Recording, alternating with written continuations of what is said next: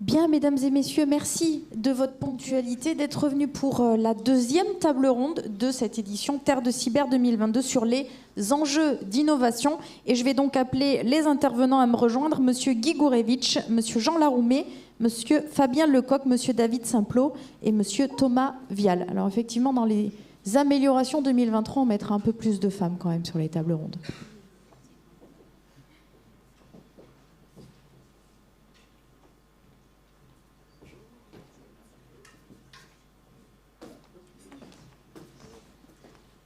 Thomas, est-ce que vous êtes là? Bon, on va laisser quelques minutes à Thomas pour nous rejoindre.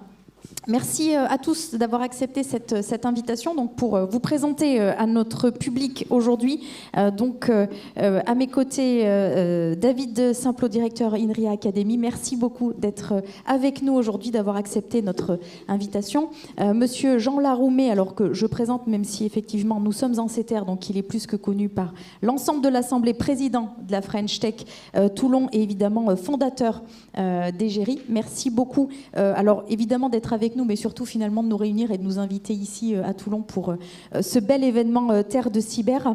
Nous avons également Fabien Lecoq, Head of Soprasteria Cybersecurity Business Unit. Merci d'être avec nous, Monsieur Lecoq. Et puis nous avons Monsieur Guy Gourevitch. Merci beaucoup d'être avec nous. Vous étiez bien sûr impliqué sur les événements précédents et notamment Invest in Toulon lors de cette très belle semaine dont nous avons parlé. Vous êtes le président de Defense Angels et de France Angels, et puis Thomas Vial de Business France qui nous rejoindra, je l'espère, dans quelques instants. On débute cette session peut-être, Jean, sur la thématique de l'innovation.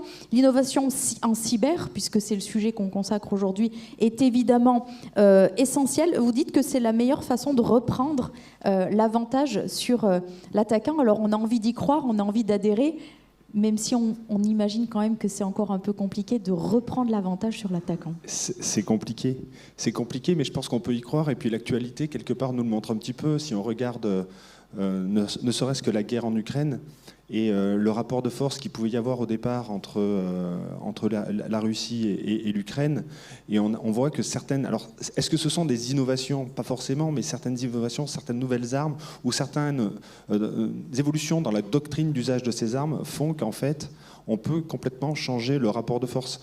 On peut prendre par exemple comme exemple les armes type Javelin, là, les sortes quelque part de lance-missiles portatifs.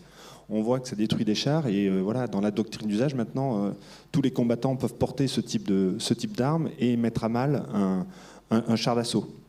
Alors, je parle des Javelin, mais on peut parler des armes suédoises, c'est les Henlo qui sont un peu pareils, suédo-britanniques. Donc il y a dans l'innovation, technologique, dans l'innovation d'usage, on peut changer le rapport de force. Sur le monde numérique, on est dans un espace sur un espace de conflictualité complètement différent, où là, encore une fois, les rapports de force sont complètement redistribués, avec une conflictualité qui est complètement revue. Et historiquement, effectivement, dans l'histoire, et puis la base navale de Toulon nous l'atteste. Hier, on était sur la base navale, mais l'année dernière, pour une navale, on était sur un fort Vauban, qui est la tour royale, qui est à l'entrée de la rade. Et on voyait bien là qu'en l'occurrence, que le défenseur, qui était protégé par une enceinte en pierre de taille de 2 mètres d'épaisseur, était bien plus à l'abri que le bateau qui voulait tenter de pénétrer dans la rade. Et donc le défenseur, là, avait un réel avantage sur l'attaquant. Il se trouve que dans le numérique, c'est complètement inversé, parce qu'en fait, cette approche du château fort, elle ne fonctionne pas, et je crois qu'on l'a un petit peu dit tout à l'heure, je crois que c'est Patrick Raja notamment qui parlait quelque part de parler beaucoup plus de performance, et qu'on a eu tendance dans le numérique à essayer d'empiler des briques technologiques de sécurité et de protection et de détection, et on se disait, comme j'ai là toute la panoplie, en réalité, je suis protégé. Un petit peu là, et on se cachait quelque part un petit peu derrière cette ligne Maginot numérique. Mais l'attaquant, lui, il connaît toutes les failles quelque part de ces briques, ou l'absence de telle brique à tel endroit. Et puis, vous avez parlé aussi de l'humain, parce que voilà, l'humain n'est pas infaillible, et du coup, on peut aussi exploiter des faiblesses ou des failles dans le comportement humain. Et l'attaquant, lui, il sait toutes les exploiter, il sait les industrialiser, il sait attaquer. Et donc, c'est aussi le travail de l'innovation, de la création, que d'essayer toujours de reprendre, à mon sens, cet avantage du défenseur sur l'attaquant, en partageant beaucoup plus, en améliorant les performances. On a entendu tout à l'heure le quatuor de Protect, Detect, React et puis Respond, ou je ne sais plus comment on dit. Mais quelque part, voilà, mettre de la performance dans toutes ces lignes de défense, mais mettre de la performance. Voilà, pas empiler et puis passer d'une démarche de compliance à une démarche de performance par l'innovation. L'innovation, est-ce que c'est pas justement mettre de la performance dans les process? Comment est-ce qu'on encourage, comment est-ce qu'on soutient? Alors on va y revenir, hein, il y a des acteurs autour de cette app qui sont engagés profondément, je dirais presque même chacun d'entre vous à différents niveaux et sur différents spectres, mais pour soutenir, pour encourager cette innovation, c'est notamment ce qu'on fait au sein de la French Tech Toulon et plus largement dans l'ensemble de l'écosystème qui est réuni aujourd'hui. Oui. Comment on l'encourage? On essaie on l'a encore dit ce matin, mais d'acculturer quelque part à cette démarche, à cette émulation créative. C'est ce qu'on essaie de faire au niveau de la French Tech, de créer des vocations. On a la chance d'avoir plus de 2900 étudiants qui sortent de l'université et des écoles d'ingénieurs dans le domaine du numérique, donc 2900 étudiants dans le domaine du numérique tous les ans. À Toulon, voilà, il faut les inciter à nous aider, à créer, à inventer. Mais pour ça, il faut leur dire que c'est possible. Et donc, c'est aussi le rôle de la French Tech que de montrer que certaines entreprises arrivent à le faire. Certains étudiants sont passés par là, ils ont créé leur entreprise, et on sait les accompagner dans toutes les phases, dans tous les TRL, de l'innovation jusqu'à la mise sur le marché, pour essayer de créer, moi j'aime bien ce terme, de disrupter le marché, de changer les choses, et de réussir à les changer en plus. Depuis des emprises territoriales comme Toulon. Voilà, tout ne se passe pas dans les grandes mégalopoles mondiales. On peut créer, on peut faire changer le monde aussi à partir de Toulon et de la plus belle rade d'Europe. Ce que disait Patrick Radja effectivement tout à l'heure sur faire savoir qu'il y a beaucoup d'opportunités, de choses qui se passent dans les territoires et qu'il y a des choses à construire ensemble ici. Peut-être, David Simplon, un mot avec vous sur... je sais que vous êtes très attaché évidemment à ces écosystèmes, mais pourquoi, selon vous, en fait, les structures telles que la French Tech, en tous les cas les French Tech au sens large, sont importantes? Oui, merci beaucoup à la fois pour l'invitation et pour l'introduction. Donc effectivement, on en discutait avec Mélanie lors de la préparation. La French Tech, c'est quelque chose qui date de fin 2013, début 2014, labellisation Toulon en 2015.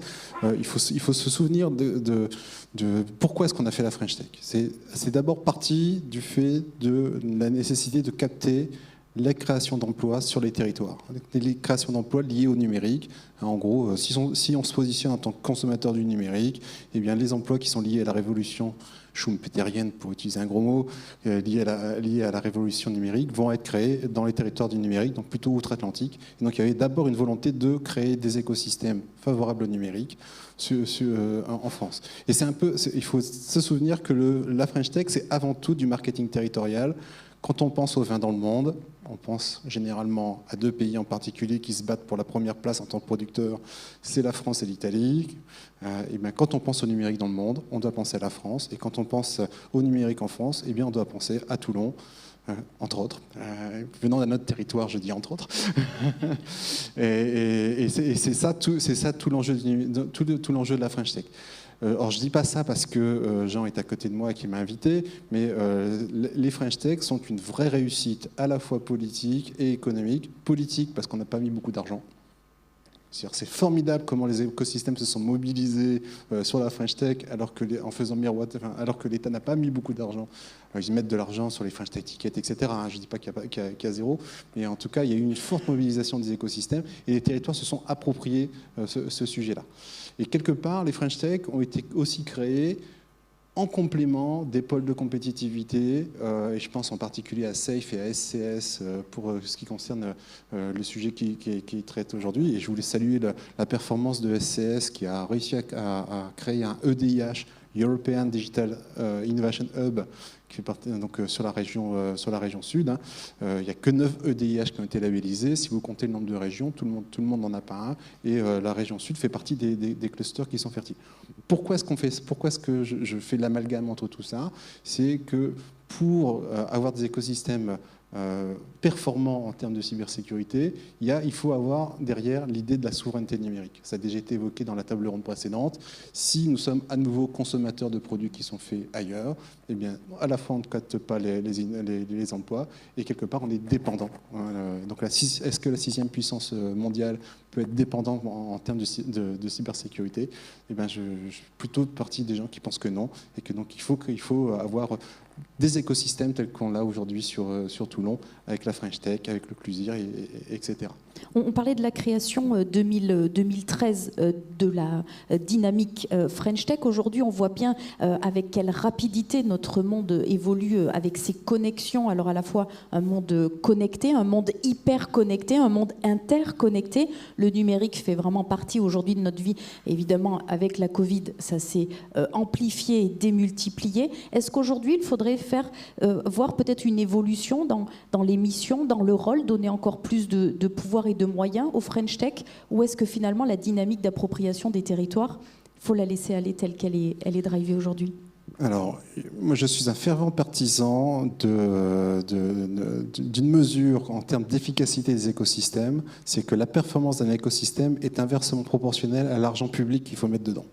Donc tant qu'un écosystème est piloté par les entrepreneurs pour les entrepreneurs, ça veut dire que c'est utile pour l'entrepreneur, donc ça crée de la valeur derrière, etc. Donc je suis pas fervent défenseur de il faut mettre plus d'argent pour, même si on a aujourd'hui des programmes qui sont, je pense aux programmes de recherche et d'équipements prioritaires de recherche, qui sont déployés dans le plan France 2030. Donc là il y a beaucoup d'argent à aller chercher, mais vous parliez d'innovation. Une entreprise va pouvoir avoir un avantage compétitif s'il est innovant. J'ai bien aimé l'intervention tout à l'heure d'un de vos panélistes qui a dit oui, un bon informaticien, c'est un informaticien feignant. Et ça veut dire que si vous voulez innover, si vous commencez par refaire quelque chose qui existe déjà, vous n'avez pas d'avantage compétitif, et ça veut dire qu'aussi tout le monde l'a déjà, et vous dépensez de l'énergie pour rien. Donc ça veut dire qu'il faut être quelque part sur le front de la connaissance, et là j'en viens à INRIA Academy, qui est le dispositif de formation continue d'INRIA, qui est l'Institut de recherche français dédié aux sciences et technologies du numérique. Il y a plusieurs moyens de faire du transfert, et donc de donner un avantage compétitif aux entreprises. C'est le transfert technologique, c'est-à-dire on a une technologie, on la cède à une entreprise pour qu'il ait cet avantage compétitif, et si c'est issu de la recherche, c'est-à-dire que c'est au meilleur niveau international, il n'y a personne d'autre qui l'a. Sinon, ce n'est pas de la recherche. Ça fait partie du patrimoine. Et vous savez qu'il y a un certain nombre de patrimoines qui sont accessibles en open source, etc. Et donc ça, c'est une des voies, c'est le transfert technologique. Et l'autre voie, c'est le transfert de connaissances. Et d'où la création d'INRIA Academy, qui est transverse aux stratégies d'accélération. Donc on peut citer l'intelligence artificielle, cybersécurité, le cloud, etc. Et où on donne des formations à destination des entreprises. C'est vraiment le focus qui est mis pour justement qu'elles puissent s'approprier les derniers résultats de recherche et pour être sur ce front de la connaissance. Typiquement, sur cybersécurité, on va avoir des modules, ce qu'on appelle de l'executive education pour les dirigeants managers, parce qu'on a la conviction que si le dirigeant n'est pas sensibilisé aux enjeux du numérique et de la cybersécurité en particulier, eh bien ça va pas se passer. Mais on a également des modules de type état de l'art, et donc dans l'état de l'art, je peux citer, c'est une entreprise qui est sur le territoire, j'en suis d'autant plus content, c'est comment est-ce qu'on peut progresser et anticiper la révolution post-quantique. L'ordinateur quantique va changer beaucoup de choses. Donc on a des modules pour former les chercheurs et ingénieurs des entreprises sur ces sujets-là. Et enfin, on a des modules technologiques. Alors on a un peu moins sur la cybersécurité. En tout cas, il y a beaucoup de liens entre IA et cybersécurité. C'est une des spécialités qu'on développe sur un territoire un peu plus à l'ouest, un peu plus à l'est, du territoire. Et donc on a des modules qui permettent aux entreprises de s'approprier de technologies d'intelligence artificielle, notamment pour l'usage de la cybersécurité. Merci beaucoup David Simplot. Alors sur l'accompagnement des PME, peut-être Guy Gourevitch, si vous voulez bien qu'on en parle avec vous, ces PME innovantes, il faut bien sûr les soutenir, il faut qu'elles puissent passer à l'échelle et on a beaucoup de PME innovantes en France, on nous les envie d'ailleurs dans beaucoup d'autres pays. Elles sont scrutées de près, comme d'ailleurs les chercheurs de l'INRIA, vous parlez du quantique, et dans les derniers standards du NIST, beaucoup des chercheurs retenus étaient français, donc on voit bien cette excellence à la fois académique et aussi technique, technologique. L'innovation, elle est dans les PME, elles sont présentes, elles sont actives, néanmoins, et ça a été évoqué tout à l'heure dans la question que le monsieur du public, enfin le commentaire qu'il a émis, ont du mal à passer à l'échelle aujourd'hui. Comment est-ce qu'on peut les encourager à poursuivre dans cette innovation et en même temps les accompagner pour passer au niveau d'après ? Voilà une très grande question. Merci beaucoup de m'avoir invité. J'ai la voix un petit peu cassée, donc je m'en excuse. Effectivement, c'est un problème très important qui a été posé. Juste la dernière question, ça a fait une transition tout à fait intéressante. Bien sûr, j'ai créé Défense Angels et j'en parlerai tout à l'heure, mais à la tête de France Angels, je ne suis plus président de France Angels depuis la fin de l'année dernière, mais je suis quand même au COMEX, bien sûr, et nous avons des liens extrêmement proches. Bien sûr, c'est notre métier, en quelque sorte, que de financer les startups et les startups innovantes. Et je dois dire sur ce point-là que les business angels sont des investisseurs individuels qui investissent dans des fonds propres d'entreprises à leur démarrage. Et donc, ma première remarque est que je trouve qu'on n'insiste pas suffisamment sur le Monsieur fait Gourovitch, est-ce que vous voulez bien rapprocher votre micro pour qu'on vous entende bien, comme ça vous m'entendez mieux. Parfait, voilà. Merci beaucoup. Que c'est une démarche tout à fait citoyenne et remarquable, puisque une partie du patrimoine de chaque particulier qui devient investisseur est donc mis de façon risquée, sur des entreprises qui démarrent, et donc ils préfèrent investir à risque dans des entreprises de leur pays plutôt que d'écouter ce que leur dit tous les matins leur banquier en leur vendant des produits, en général d'ailleurs à risque. On l'a bien vu avec les différentes crises financières qui se sont succédées, et je trouve ça tout à fait remarquable. Vous savez que depuis la crise du Covid, l'épargne des particuliers a énormément augmenté. Il y a donc des possibilités de financement de la part des particuliers, et non pas d'argent public, je suis tout à fait d'accord avec vous, qui est absolument considérable. En même temps, il y a un appel d'air des startups et des PME pour se développer justement post-Covid, et particulièrement dans le domaine de la défense et de la sécurité, compte tenu de la situation géopolitique qu'on connaît aujourd'hui. Et donc, nous avons créé le club d'investisseurs, le réseau d'investisseurs Défense Angels, qui a, je veux dire, alors la session inaugurale a eu lieu le 15 février. Donc vous voyez, on est quand même à 4 mois, si je compte bien. Ça a eu un succès fou.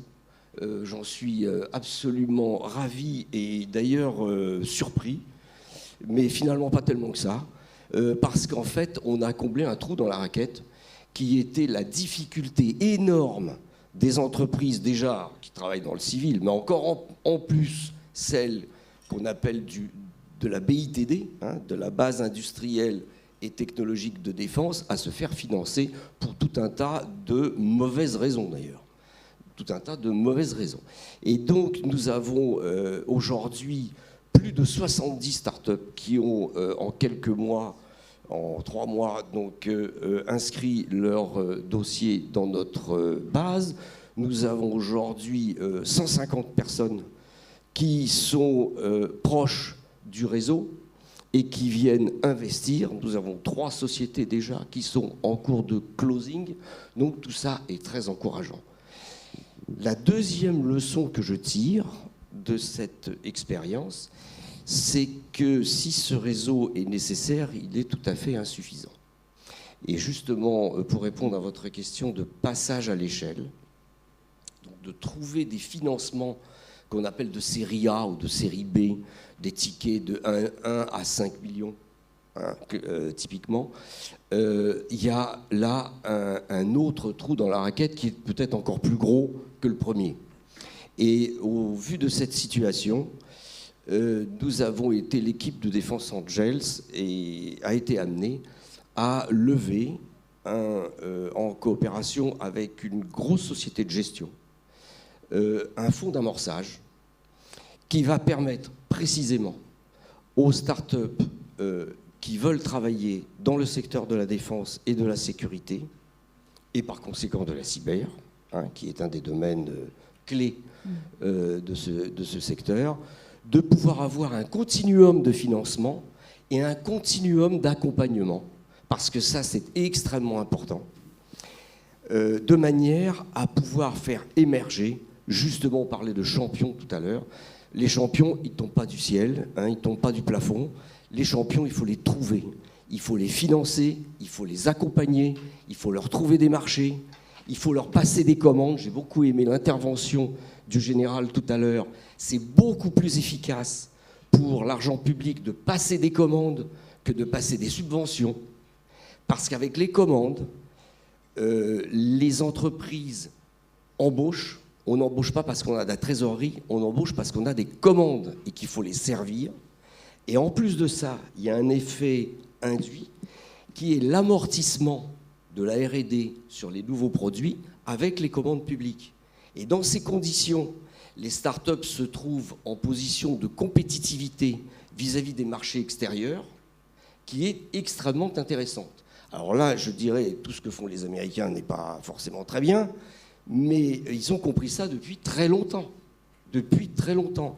Une PME qui s'appelait IBM a amorti ses frais de R&D sur les premiers ordinateurs qu'ils ont sortis grâce aux commandes du DOD. Et je prendrai encore les GAFAM actuels, dont une bonne partie des frais de R&D ont été amortis à partir de commandes intérieures du gouvernement américain. Je dirais que c'est infiniment plus efficace de passer des commandes à ces startups que de leur passer des subventions et de saupoudrer, je dirais, de façon un peu hasardeuse parfois. Voilà. Donc voilà aujourd'hui la réflexion. Pour ne pas mobiliser la parole, je dirais simplement que ce fonds d'amorçage, aujourd'hui, nous visons un fonds d'amorçage classique de 80 à 100 millions. C'est un fonds d'amorçage, c'est pas un fonds de capital. 80 à 100 millions, c'est pas un fonds de capital développement, c'est un fonds d'amorçage pour des tickets donc, de 1 à 5 millions à peu près, avec, je l'espère, je touche du bois, un premier closing avant la fin de l'année, à 30-40 millions, qui nous permettront effectivement de financer les boîtes qui sortiront, qui ont déjà été financées par les business angels, de Défense Angel, mais également d'autres réseaux.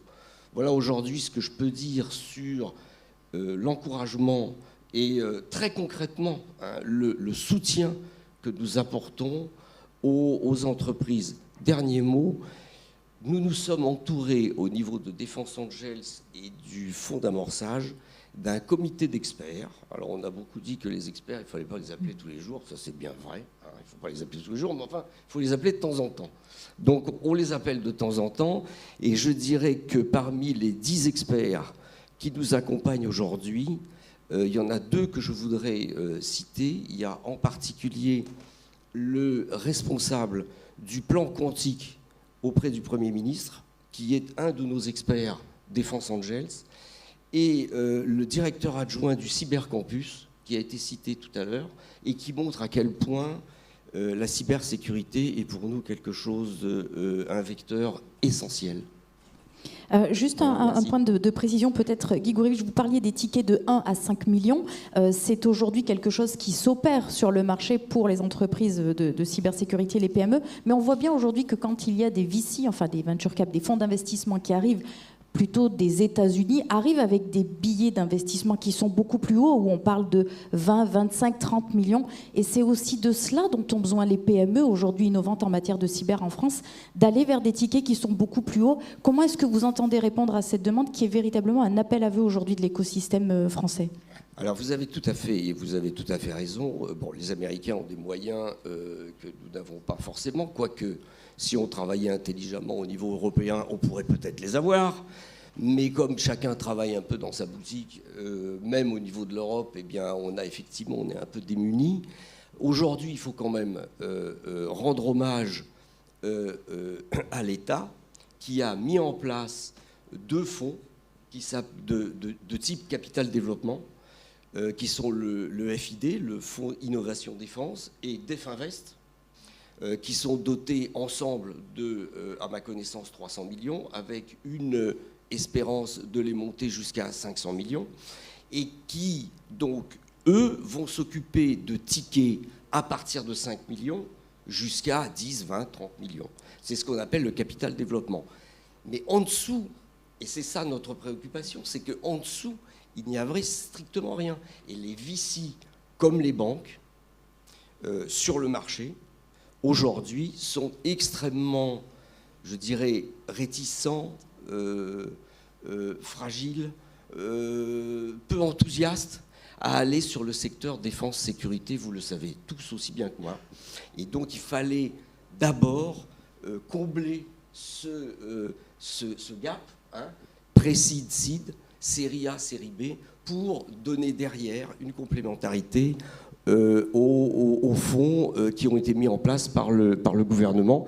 Et même à 300 millions, même à 500 millions, je dirais c'est encore insuffisant par rapport aux besoins de financement qui sont tout à fait énormes.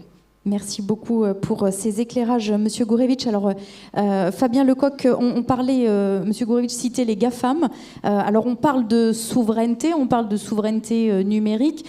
Philippe Latombe, qui est député, qui a rendu ce rapport sur la souveraineté numérique, explique que pour lui, la souveraineté, c'est une question de choix. Avoir le choix de ses actions, le choix de ses partenaires. Vous expliquez qu'on peut travailler avec les GAFAM, alors on peut travailler avec eux. Comment ? Parce que l'équilibre est quand même très difficile à trouver. Alors, on voit que c'est très complémentaire, en effet, pour les startups là-dessus. Mais on voit aussi des sociétés comme Jean qui ont parti d'avance. Donc, on négocie avec Google, Microsoft, parce qu'en fait, l'Europe se structure et crée des champions cyber, avec en fait des réglementations au niveau de la régulation. On est aussi accrédité des grands groupes cyber, et nous, on va être dans le top 5, top 6 Europe, avec une traction par la France, en fait. Les cyberattaques, on connaît, puisqu'on a arrêté, on a géré une cyberattaque où on a arrêté 45 000 personnes sur 21 pays, sur Sopra Steria. Et c'est pas 120 jours, nous on l'a détecté en 4 jours et on a géré les éléments d'attaque. Ce que je veux dire, c'est que les produits ou les solutions américaines, elles apportent une domination en fait sur le territoire américain et après qu'elles exportent en fait en Asie et en Europe. Mais on a des produits et des solutions qui sont très puissantes. On prend Égérie, mais il y en a d'autres. Donc en fait, qu'est-ce qu'on a fait au niveau stratégique ? On a monté un fonds, le fonds Brienne 3, qui était à 50 millions. Il y a la BPI, il y a l'ANSSI, il y a Naval, il y a EDF, il y a Sopra Steria, et qu'on a monté à 175 millions. Je crois qu'il y a eu 4 millions en fait mis sur Égérie. Mais en fait, le sujet, c'est comment en fait on fait les commandes. Donc le choix qui est associé, je vais revenir en fait sur les GAFAM, c'est que les sociétés de services qui doivent être mis en place doivent intégrer dans leurs services numériques des composantes digitales, des solutions, parce qu'en fait, c'est trop complexe de gérer en fait la problématique cyber. On doit gérer des risques, on doit gérer une capacité de protection, une capacité de détection et réaction, et une capacité de reconstruire un système d'information sur un site, un pays ou plusieurs pays.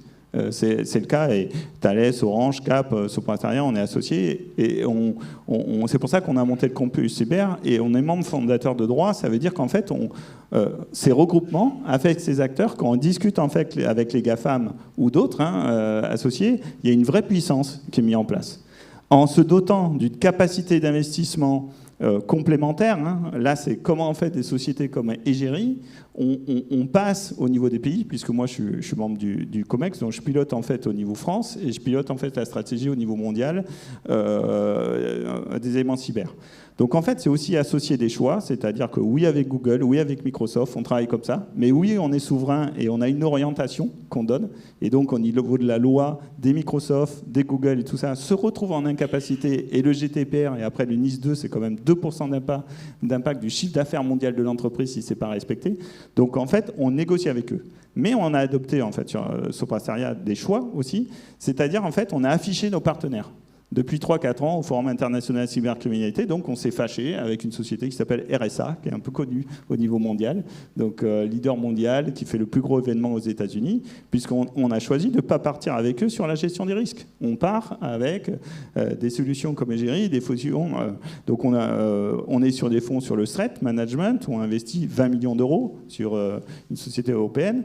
Et donc en fait, on arrive à mettre ça en place. Et il faut accélérer. Et la position de la France, là où on croit qu'en fait on est en difficulté, non, il y a une puissance, il y a une expertise technologique, il y a des montages industriels, des montages avec les institutions, et on devient vraiment puissant à ce niveau-là. Le problème qu'on a au niveau de Sopra Steria, et des acteurs en fait, de services où on se dote de composantes digitales, c'est qu'on sature une région. Alors Patrick, il a parlé de la Bretagne où on y est et Paris, mais sur Toulouse, on est, je crois, à 350 personnes cyber, mais on sature. Donc en fait, Sopra Steria, on vient investir sur le Sud-Est, c'est le deal qu'on a monté là-dessus, on vient investir sur la région et après on va pousser en Espagne, en Pologne, en Inde. Là avec Business France, on part au Canada sur le premier Salon international de la cybersécurité, où on vient promouvoir et on va montrer aussi des stages pour, et faire ces rotations en fait, sur les employés pour connaître. Ce qui est important, c'est que pour moi, ce qui manque, c'est bien sur les startups, mais comment en fait les solutions digitales, comment en fait on accélère en fait le déploiement au niveau du pays et de plusieurs pays. Il faut qu'on aille plus fort et plus vite là-dessus. Effectivement, et c'est un point qu'on peut évoquer, Thomas, avec vous. Alors, vous accompagnez plus particulièrement les startups, mais bien sûr, les PME innovantes font partie de l'écosystème que vous accompagnez. On parlait de commandes, on parle du sol national, mais bien sûr, il faut partir à la conquête de l'export, et c'est quelque part ce que rêvent les PME pour agrandir leurs commandes, partir rayonner et montrer toute cette excellence et quelque part la mettre à disposition des autres pays, ce que disait Fabien Lecoq à l'instant. Comment est-ce que Business France, notamment, et les initiatives que vous mettez en œuvre vont permettre à ces structures d'aller adresser ces marchés à l'export, puisque c'est l'étape d'après pour ces PME innovantes? Alors, il y a beaucoup de choses dans votre question. D'abord, plus de France. Moi, j'ai vécu 20 ans à l'international, je viens avec un message extrêmement positif. Depuis 20 ans, et 10 ans en Asie, en Europe du Sud, on m'a toujours dit qu'on veut plus de France. Donc les opportunités, elles y sont. Donc le message est très positif. Vous avez parlé de commandes, je préférais parler de défis, en fait, de défis technologiques. Il faut que, peut-être, et ça va être l'objet de notre stratégie d'innovation, c'est qu'on nous lance des défis, puisque moi je suis persuadé qu'on a la capacité technologique, et tous les jours on l'a, d'y répondre. Donc comment on fait? On apporte de la simplicité. Vous avez dit il faut afficher les partenaires, c'est aussi notre stratégie. On vit dans un monde de plateformes. On a une plateforme qui s'appelle Team France Export aujourd'hui, qui a une vocation à intégrer, à agréger tous les services publics et bien sûr les services privés. C'est dans cet effet de levier, chacun ayant une compétence, dans le développement et de la scalability, il y a l'effet d'accélération, de vitesse. C'est le passage de relais. Il y a des acteurs publics puissants, je pense qu'on en fait partie puisqu'on est leader dans l'accompagnement des startups à l'international. On en a accompagné déjà plus de 1800 depuis 5 ans, mais on s'est appuyé systématiquement sur des réseaux de partenaires privés. Une entreprise, c'est du conseil en audit, c'est du conseil en marketing, etc. Ce n'est pas les métiers de Business France de faire ces choses-là. En revanche, c'est le métier de Business France de référencer ces opérateurs-là. Et à un moment donné, un industriel arrive, il a une opportunité, bien sûr va se lever des risques, et c'est de répondre à ces risques-là. Donc la simplicité, elle est dans l'idée de la plateforme. Donc plateforme Team France Export. Et je suis content d'être à Toulon aujourd'hui avec la French Tech, parce que j'ai vu qu'il y avait centaines d'entreprises. Et puis dans le domaine technologique, on va avoir sans doute 10 ans de croissance. Donc vraiment regarder la plateforme Team France Export qui est à l'échelle des territoires. Plateforme aussi dans le sens de la projection. On a lancé à Vivatech récemment, pour les startups, l'idée d'avoir une transparence dans nos programmes. On parle d'accompagnement, c'est une méthodologie. Le scale de la startup, et il est bien sûr complètement maîtrisé aujourd'hui par l'écosystème français, c'est de se projeter selon une méthodologie. à la fois sur la levée de fonds, vous avez un leveur de fonds juste à côté, et il va vous dire qu'il attend des points du côté des entrepreneurs pour qualifier en fait la demande et la maturité. Bon, à l'international, c'est pareil. Donc on a lancé cette plateforme. Pour se mettre à l'échelle du monde, on a divisé le territoire en 17 zones. Et par exemple, en Amérique latine, on se dit le vrai concurrent d'une start-up française, c'est une start-up latino-américaine. Et cette start-up latino-américaine, elle va être au Brésil. Et qu'est-ce qu'elle va penser? Elle va se dire, moi, je veux être le numéro 1 latino-américain. Et donc, c'est dans cette optique qu'on s'est mis à la place du concurrent finalement français du Brésil en se disant, je veux être à l'échelle. Et donc, on pose zone. On pense zone. C'est vraiment un facteur très important, c'est qu'il y a une très très forte capacité technologique française. Et donc, il faut penser continent. Tout de suite. On parle de Startup Global, et c'est dans cette optique-là qu'on crée des plateformes avec des programmes de bout en bout. Alors, le bout en bout, c'est très important puisqu'on est dans un monde de cyber là aujourd'hui, et c'est vrai que le bout en bout, nous on compte, et c'est mon deuxième point, après la simplicité, c'est la confiance. Nous, on est des exportateurs de confiance. C'est-à-dire que il faut que la confiance, c'est quoi? C'est des communications sécurisées de point à point en cyber. Donc ça, on prie pour que ça arrive. C'est aussi un écosystème de sûreté, c'est-à-dire que l'ensemble des acteurs de l'écosystème se parlent dans une logique de défi pour bien répondre. Dans le sens où, quand je disais plus de France, le message est aussi envoyé par un écosystème étranger qui a les mêmes difficultés, et la même pression à apporter de la confiance. Donc on est vraiment dans cette relation de cybersécurité et de... Donc, grâce à ça, quand vous présentez, puisque je l'ai fait pendant 20 ans, une start-up, devant un grand compte, il faut qu'elle voie l'ensemble de l'écosystème derrière elle.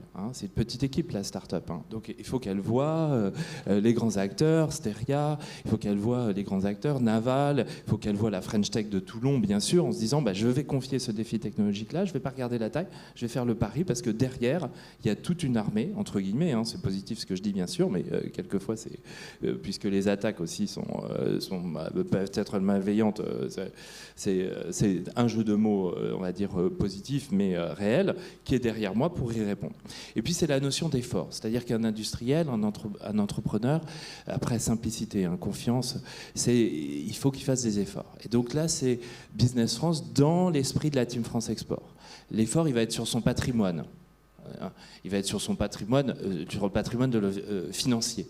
Donc là, on va s'appuyer au moment de lever de l'opportunité, on va s'appuyer sur BPI France pour lever ce risque financier.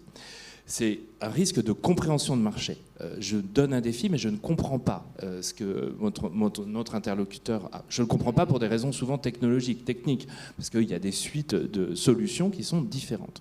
Et donc, la compréhension de marché, on va, grâce au réseau justement à l'international, pouvoir la décrypter en ne pensant pas uniquement du point où est lancé le défi, en pensant monde, en pensant aussi qu'il faut travailler avec les GAFAM et faire interface, entre guillemets, et anticiper éventuellement cette interface de capacité technologique. On est tous à la course à la souveraineté, il faut trouver sa place. Bon. Donc c'est le risque de compréhension. Et puis, le troisième effort, c'est le conseil. Donc c'est grâce au réseau de chambres de commerce qu'on apporte en fait ce temps. Le conseil, c'est du temps, c'est de l'accompagnement, c'est de la confiance, c'est de la durée, c'est je me projette dans un continent, puis après j'irai dans tous ces efforts-là. On sait que c'est après on a la simplicité et la confiance, mais c'est quand même un risque. Et donc ça pèse sur des êtres humains. Et donc du coup, on essaye point par point d'apporter par le réseau public, mais encore une fois dans une dimension très privée. Je rejoins, ça ne marche que quand il y a effectivement un engagement privé pour avoir le résultat. Alors, dans les startups, le résultat, souvent, une startup, elle porte son marché en même temps qu'elle porte son développement. Donc, c'est la notion, il faut bien voir aussi de chiffre d'affaires et de confiance, c'est confiance de vision. C'est un peu un prisme un peu particulier. un accompagnement tout au long de C'était les points de la essentiels chaîne que de je voulais vie. dire. Merci beaucoup Thomas. David Simplot, j'ai envie de vous demander, puisque c'est évidemment un point central et qui rejoint un petit peu ce qu'on disait précédemment, pourquoi et comment finalement l'innovation, et là on parle d'innovation de rupture, ce que vous évoquiez tout à l'heure, et ce qui se passe sur la région sud, peut-elle nous faire gagner aujourd'hui des points de croissance ? Il faut avoir conscience que il y a dans les universités au sens large, les organismes de recherche, des pépites en termes de recherche qui sont vraiment au niveau de l'état de l'art. Donc on est aujourd'hui dans l'université de Toulon, mais plus généralement dans les universités, on a effectivement des résultats de recherche. Et c'est le constat tout bête, hein, c'est ce qu'on appelle la barrière à l'entrée. Donc si vous faites juste une solution utilisant des techniques basiques, la question qu'il faut se poser, c'est combien de temps est-ce qu'un GAFAM pourra vous rattraper en mettant 100 ingénieurs sur le sujet. Donc faire de l'innovation de rupture, c'est avoir ce temps d'avance que n'ont pas les autres. Et donc effectivement, l'un des rôles d'INRIA, et on est impliqué dans les 9 EDIH, on est impliqué en particulier dans celui sur la cybersécurité piloté par le campus cyber. Je vais arrêter de faire du name dropping. Donc, j'ai perdu le fil de ma pensée. Donc, l'avantage, c'est de pouvoir donner accès à ces savoir-faire aux entreprises. Il faut avoir conscience que les universités, les organismes de recherche sont des organismes publics, et l'un de nos buts, ça a été réaffirmé pour les universités il y a 5 ans, c'est la création d'emplois et le développement économique. C'est-à-dire que le transfert fait partie des missions de l'université. C'est très peu connu. Et donc moi, j'ai un message à faire passer, hein, c'est soyez feignants et allez chercher la richesse où elle est. Vous avez sur l'ensemble du territoire des pépites, des experts, des vrais experts. Je suis professeur des universités. Quand vous parlez à un enseignant-chercheur, donc professeur d'université, maître de conférence, chercheur dans un organisme de recherche, vous avez un expert sur son domaine, il connaît. C'est-à-dire que je me souviens des premières réunions sur les pôles de compétitivité où j'étais dans un territoire plus au nord, comme ça ne heurtera personne. Lorsqu'on me posait des questions, je disais oui, on a la réponse, c'est pas la peine de lancer un groupe de travail parce que c'est mon métier de connaître l'état de l'art. Et si je ne connais pas l'état de l'art, eh bien c'est une faute professionnelle. Et dans des universités comme l'Université de Toulon, vous avez des experts. N'hésitez pas à y avoir accès. Il y a un service de transfert qui est également présent. Et ça vous fera gagner de l'énergie et du temps.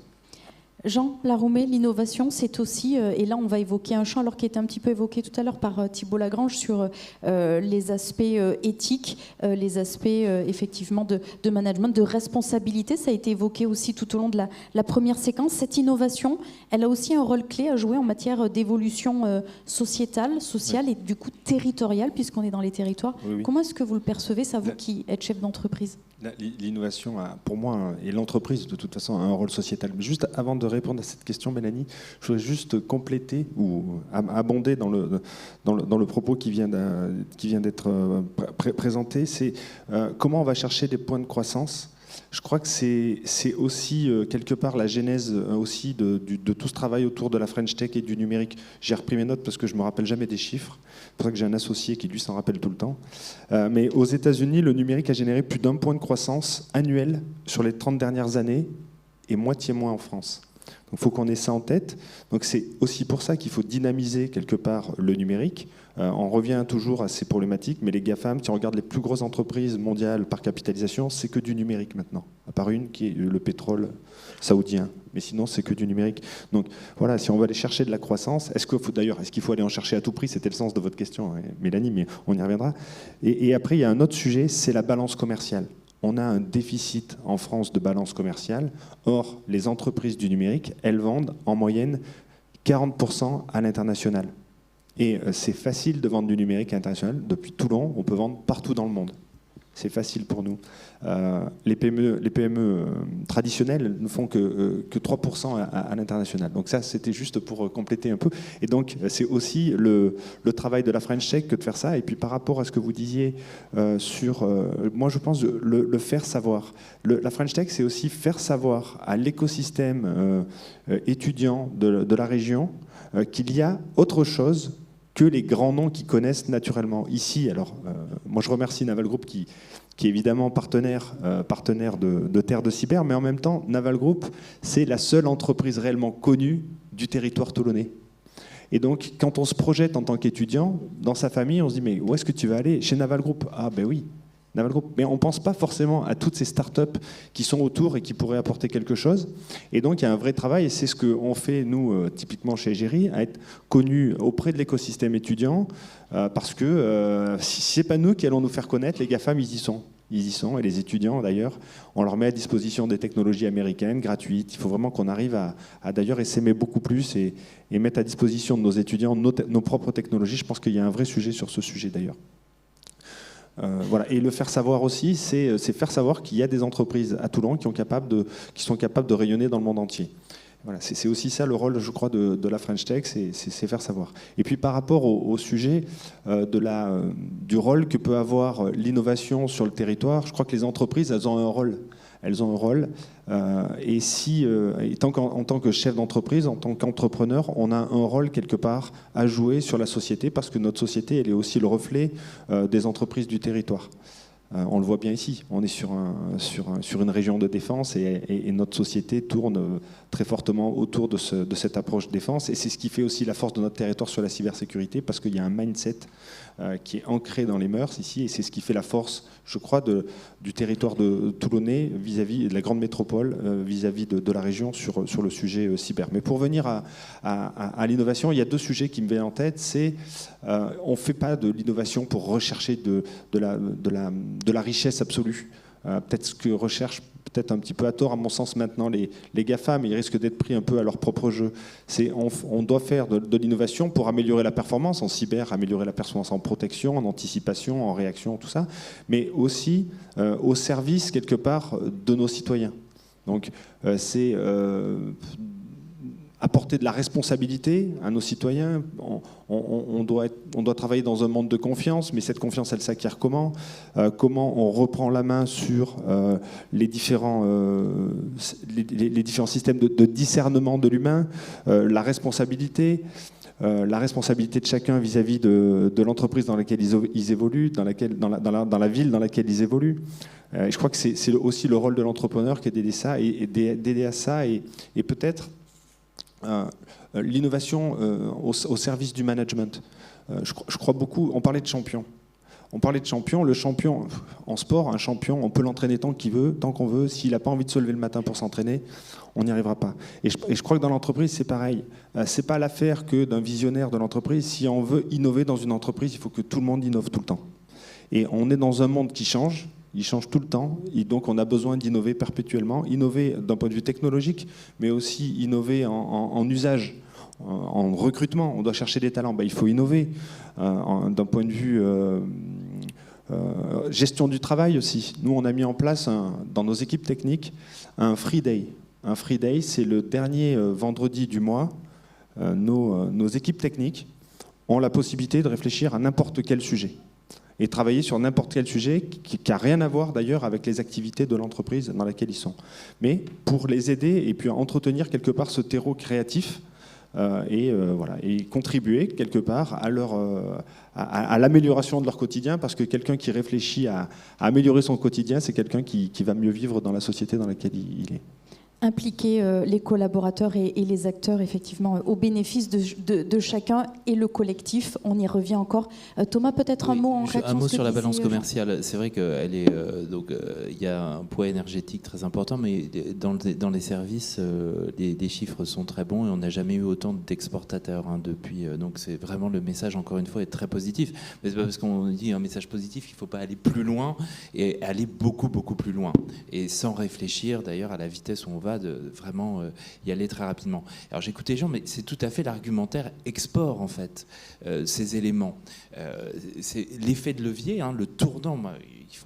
Il faut ne pas hésiter à le mettre en valeur dans les réseaux, parce que tout le monde a des réseaux ouverts professionnels ou des réseaux inter-entreprises, en fait. Parce que de l'autre côté, à l'étranger, les gens sont dans les mêmes questionnements, en fait. Et donc il y a vraiment celui qui maîtrise et qui se dit, moi j'y vais, c'est bon, j'ai la capacité, et poussé par l'écosystème, où on peut prendre des opportunités. Aujourd'hui, je pense que, effectivement, ça a été dit, je pense sous différentes formes, des grands acteurs sont un peu à bout de... Voilà, ils ont du mal. Bon. Donc du coup, dans le rapport à la citoyenneté, dans le rapport à l'épanouissement, dans le rapport à l'identité numérique, dans le rapport au rôle de l'entrepreneur dans la société, tout ce qui va être responsabilité sociale, environnementale, la promesse écologique qui est très maîtrisée en France. Je pense qu'il y a un autre argumentaire. Tout le monde représente une entreprise, mais tout le monde représente soi-même. Donc, les interlocuteurs à l'étranger, ils sont bien sûr différents, mais ils nous ressemblent aussi. Et donc on peut très bien, et c'est le moment, il y a vraiment là, ça a déjà commencé grâce à la crise, enfin je dirais grâce à cause ou grâce à la crise du Covid, il y a vraiment un continuum de prise de conscience. Si on n'apporte pas les solutions, bien sûr, les gens ne répondront pas.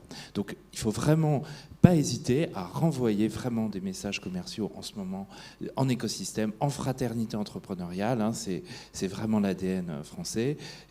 Liberté, égalité, fraternité, ça peut très bien passer au numérique, cet argumentaire. Je pense que les gens vraiment à l'étranger l'attendent. J'étais dans des pays asiatiques, dont la Chine et une partie de la population, je peux vous assurer qu'il attend. Allons-y, les moyens de distribution software le permettent. Guy Gourevitch, j'aimerais vous poser une dernière question et qui fait écho à ce qu'on évoquait à l'instant sur ces enjeux de RSE, donc de responsabilité sociale, sociétale et environnementale. Il y a quelque part deux questions que j'aimerais vous poser. On parle aujourd'hui beaucoup de responsabilité numérique des entreprises, la fameuse RNE. Est-ce qu'aujourd'hui, vous qui êtes dans le monde de l'investissement et du soutien à l'entreprise, est-ce que ça pourrait être demain un des piliers que vous regarderiez ou que vous regardez déjà pour axer ou réorienter vos investissements? Oui, tout à fait. Alors, je suis particulièrement content de cette question parce qu'aujourd'hui, de plus en plus, les investisseurs, qu'ils soient des petits investisseurs particuliers ou des gros investisseurs, des VC ou même des fonds de capital développement, cherchent à donner du sens à leur investissement. C'est-à-dire qu'on cherche de plus en plus à donner du sens à son entreprise, à donner du sens à son investissement, à donner du sens à ce qu'on fait de ses biens. Et ça, c'est extrêmement, extrêmement important. Je parlais tout à l'heure de citoyenneté, c'est un peu dans le même esprit. Donc la responsabilité sociétale ou sociale des entreprises, la RSE, ou la responsabilité numérique des entreprises peut se traduire d'une infinité de façons, selon les acteurs, selon les entreprises. Mais de toute manière, il y a un tronc commun qui est « je veux donner un sens à ce que je fais ». Voilà. Et ça, c'est une caractéristique de nos sociétés occidentales actuelles. Je veux donner un sens à ce que je fais. Et ça, c'est extrêmement important. Dans cet esprit-là, le fonds et les véhicules que nous mettons en place ne sont pas seulement des véhicules financiers, on se situe vraiment dans la thématique souveraineté, et dans cette thématique souveraineté qui est un petit peu horizontale, je dirais, on discute vraiment avec tous les acteurs. Nous discutons avec Soprasteria. Je suis très content d'avoir un représentant de cette société dans laquelle d'ailleurs j'ai travaillé 15 ans, alors donc je la connais bien. Voilà. Donc on discute beaucoup avec Soprasteria parce que c'est très complémentaire du fonds Brienne, l'initiative que nous prenons. Nous discutons avec Naval Group, nous discutons avec Nexter, avec Michelin, avec Airbus, avec tous les grands acteurs qui sont sensibles à cet aspect souveraineté. Mais pas seulement. Nous discutons également avec les incubateurs, les accélérateurs de start-up qui ont un rôle extrêmement important.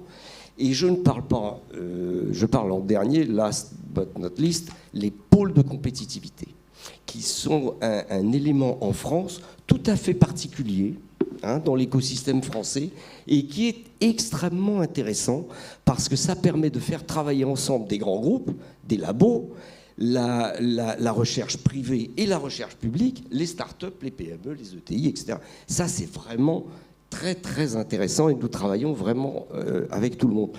Un dernier mot, si vous me permettez, sur les technologies de rupture.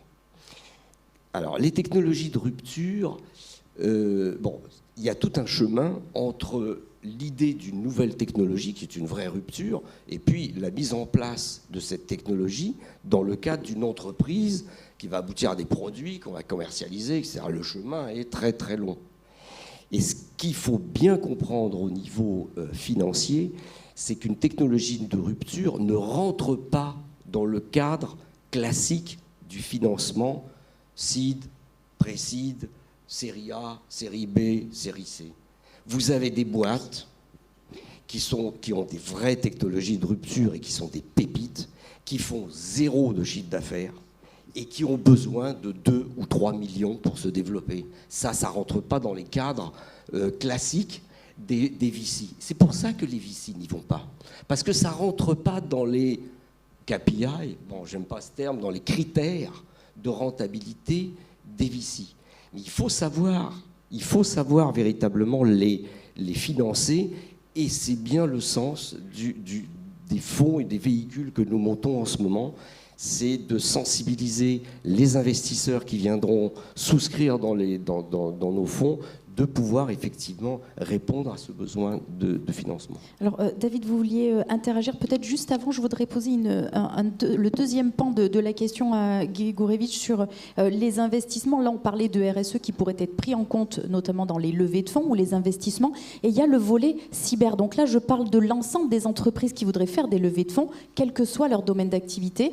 On parle aujourd'hui, dans des appels d'offres, de voir des dimensions cyber pour pouvoir remplir, accéder. Est-ce que dans les investissements demain, on pourrait avoir une valorisation de l'action cyber engagée par l'entreprise, qui serait une valorisation et qui permettrait d'accéder au thème dont on parle aujourd'hui, la cyber-résilience du territoire? Oui, alors, ça dans le cadre justement de la volonté de donner un sens à son investissement, il y a 2 thèmes aujourd'hui, et c'est pas un effet de mode, hein. C'est pas un effet de mode, c'est plus profond que ça. Il y a le thème green, hein. J'investis dans les boîtes qui font économie d'énergie, les énergies renouvelables, les trucs, voilà, parce que ça c'est bien, et c'est bien. D'ailleurs, c'est vraiment bien, hein, donc c'est clair que c'est bien. Donc il faut investir là-dedans. Et puis il y a un deuxième thème qui émerge aujourd'hui, et qui est tout de même la prise de conscience de la souveraineté, de l'importance de la souveraineté, et dans ce cadre-là, de l'importance de ce qu'on appelle la cybersécurité, donc la protection, je dirais, de tout le patrimoine. Finalement, bon, la cybersécurité, c'est la protection du patrimoine de connaissances. Et la connaissance, les Chinois l'ont d'ailleurs bien compris, la connaissance, c'est bien plus important que le capital. En fait, le vrai capital du XXIe siècle, c'est la connaissance. C'est la façon dont nous utilisons la connaissance pour faire progresser un certain nombre de domaines. Sans cette connaissance, nous serons incapables de faire face aux gigantesques défis sur le réchauffement climatique, etc., etc. La surpopulation, la montée des eaux, que sais-je. Voilà. Bon, donc c'est ça la cybersécurité. L'enjeu, il est là, il est international, il est planétaire, et il est la protection véritablement de nos connaissances. Et ça, c'est quelque chose de très important. Merci beaucoup. Alors, David, et puis ensuite Thomas. David. Oui, alors c'est passionnant, il y aurait plein de choses à dire. Je vais juste faire 2 points. Un exemple, nous déployons actuellement dans la ville dont j'ai la chance d'être élu, un réseau de capteurs pour monitorer la qualité des eaux. Ça, c'est quelque chose que je faisais il y a 10 ans en laboratoire de recherche. Et donc les deep tech, effectivement, c'est vraiment particulier, mais c'est vraiment un accélérateur. En gros, si on avait pu sortir du laboratoire il y a 10 ans, ça n'aurait pas mis 10 ans. Et deuxième chose que je voulais mentionner sur les deep tech, c'est qu'il y a un acteur qu'on n'a pas mentionné encore, c'est BPI France. La French Tech, pour moi, c'était le... Oui, j'ai mentionné. Dans l'effort. Eh bien, je n'étais pas attentif, mea culpa. L'effort en 2 mots. Oui, c'est vrai, dans l'effort, tout à fait. En un mot. La French Tech, c'est une première étape pour dire les startups, c'est aussi une alternative, c'est une aventure qui peut être gagnante, qui est passionnante. Il n'y a pas que les grands groupes dans la vie. Et la deuxième étape, c'est les deep tech. Et donc là, moi, je vous recommande d'aller voir le site lesdeeptech.fr, développé par BPI France, qui est vraiment spécifique sur le dossier, sur ce sujet, avec plein d'exemples, plein de conseils sur ce domaine. Merci beaucoup. Thomas, Oui, dernier mot. 2 mots. Souveraineté, c'est aussi autonomie stratégique du numérique, parce que la notion de souveraineté est parfois difficile à exporter. Or, le modèle français, contrairement à d'autres grands acteurs, en fait, où il est difficile en fait de prendre une autonomie, et finalement, c'est parfois le fournisseur qui dicte la vie aux clients, ce qui est vraiment étonnant, et c'est pas du tout le modèle. Donc, il y a des écosystèmes à l'international aujourd'hui. Je pense aux écosystèmes africains, subsahariens notamment, du sud-est asiatique, qui sont en train de se former, à la fois dans la logique d'infrastructure, de software et de talent. Et donc le message est encore une fois extrêmement positif. Pour créer leur souveraineté, parce qu'ils nous écoutent, hein, mais on ne va pas exporter notre souveraineté, ça n'aurait pas de sens. On est d'un métier technologique, hein, c'est de la tech. Hein. Donc on peut parler plus ouvertement d'autonomie en fait technologique, et c'est la promesse française d'apporter, grâce à start-up, mais peut-être que cette somme de moteurs qui permet finalement de designer, hein, au sens technique, mais au sens aussi sans doute politique, au sens politique numérique, hein, économie numérique, une autonomie. Donc, alors tout ce que je dis, pas des paroles en l'air. À chaque fois, on a des programmes, hein, bien sûr, parce qu'on a un réseau international qu'on projette. Hein. Donc tout ce que je dis, on vous le retrouvez en fait dans notre promesse d'accompagnement, bien sûr. Jean, le dernier mot, 30 secondes. C'est juste pour avoir le dernier mot. Non, mais par rapport à la traction dont parlait Guy Gorevitch, en fait, on a vécu 3 chocs en 3 ans. Et par rapport à la cyber, c'est des attaques mondiales en 2019 qui nous ont fait tous prendre conscience, parce qu'elles ont été ultra médiatisées, que les parkings ne fonctionnaient plus à Toulon, il y a eu plein de problèmes, ça a coûté des millions d'euros à plein d'entreprises. La cyber fait partie de notre monde et les attaques font partie de notre monde. Ensuite, on a pris une pandémie qui n'est pas terminée, et on a vu les problématiques de souveraineté et d'approvisionnement. Et on finit, malheureusement, avec une guerre qui n'est pas terminée, qui remet tout en haut de la pile la nécessité d'investir, et c'est la conclusion de cette séquence de défense à Toulon, dans la défense. Voilà, on a vécu des années, des dizaines d'années de paix, bien qu'il y ait eu quelques guerres en Europe qu'on a oubliées d'ailleurs, parce qu'elles n'étaient pas si proches que ça en réalité. Mais voilà, ces 3 chocs, attaque mondialisée, cyber, pandémie, guerre, et bien voilà, on voit bien que là, je crois que les fonds de défense et les fonds cyber ont de beaux jours devant eux. Y a-t-il une question dans la salle? Oui, alors attendez, je vous donne mon micro.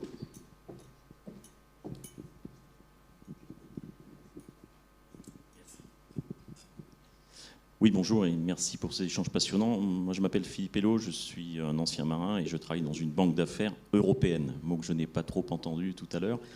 Et en vous écoutant, je me dis qu'on doit concilier finalement un grand écart, une contradiction presque, en tout cas un paradoxe, entre cette volonté d'être ancré dans le territoire, d'être sur un domaine extrêmement pointu, où on pense tout de suite national évidemment, à la cybersécurité, avec en plus des implications de défense. Et puis cette volonté d'exporter le plus largement possible sur des continents éloignés, ou se positionner dans une nécessité, on le voit bien, de trouver des fonds. Et en matière de cybersécurité, on a un retard considérable par rapport non seulement aux Américains, mais aux Anglais ou aux Israéliens aussi. Quand on voit que nos investissements sont quand même relativement limités dans ce domaine, quand on voit que le numérique est essentiellement transnational, que nos jeunes étudiants, ils travaillent dans la recherche publique, évidemment, toujours en ambiance multinationale, mais même dans les startups, quelquefois, avant même d'avoir des clients, ils sont déjà en relation avec des clients potentiels dans toute l'Europe. Donc, quelle est votre vision de cet échelon intermédiaire qui est peut-être une alternative pour le futur, peut-être dans le post-quantique après que nous aurons pu surmonter le retard que nous avons sur les GAFAM, mais comment se positionner au niveau de cet échelon européen? Alors, je vais peut-être prendre une question parce qu'elle est internationale.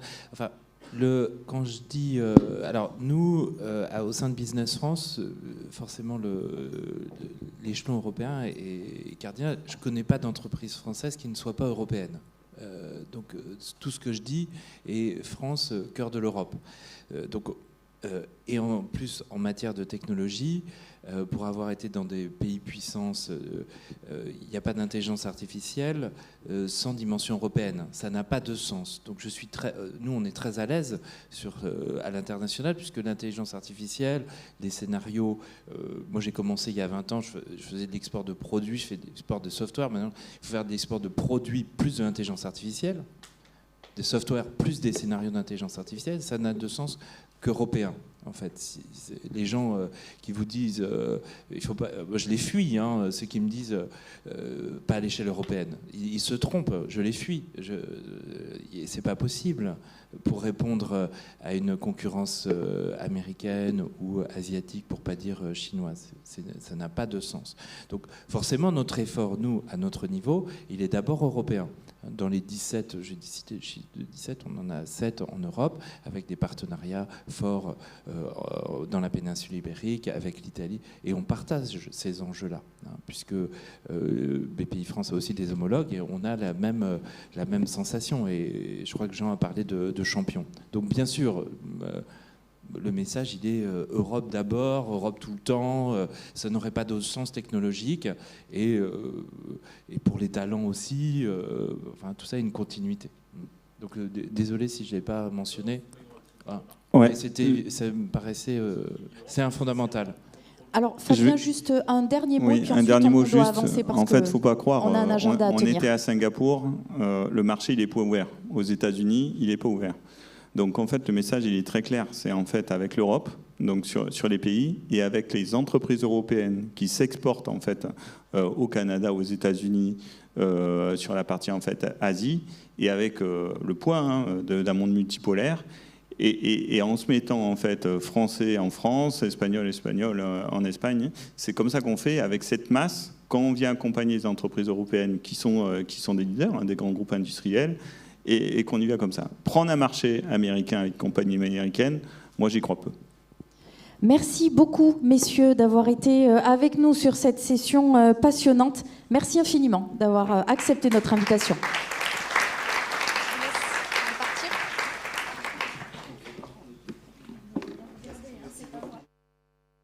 Nous allons à présent nous projeter dans le futur, toujours dans le monde cyber, et nous avons le plaisir d'avoir avec nous Guy-Philippe Goldstein, qui a accepté notre invitation, expert international, auteur du roman d'anticipation, notamment Babel Minute Zéro. Cher Guy-Philippe, je te laisse la scène, je te laisse nous emmener dans le monde de demain. Merci. Et puis ravi d'être là à cette heure redoutable de midi. Donc on va essayer d'aller dans le futur assez rapidement, parce qu'après il y a plein d'autres échéances, y compris d'ailleurs des trains à prendre. Donc juste pour dire rapidement qui je suis enseignant sur les questions de cyberpuissance à l'école de guerre économique.